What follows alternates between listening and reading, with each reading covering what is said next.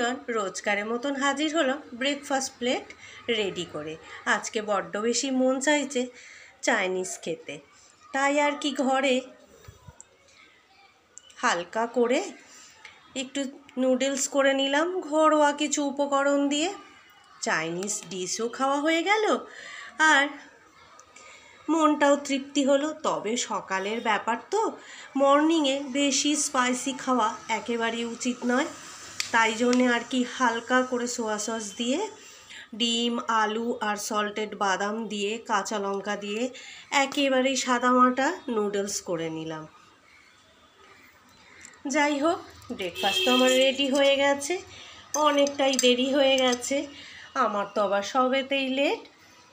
তো এতক্ষণ ধরে ভিডিওটা দেখার জন্যে অসংখ্য ধন্যবাদ প্রত্যেককে। ভালো থাকুন, সুস্থ থাকুন, আর নেক্সট ভিডিওর সাথে খুব শিগগিরই দেখা হচ্ছে। মর্নিংটাও সেরে ফেললাম।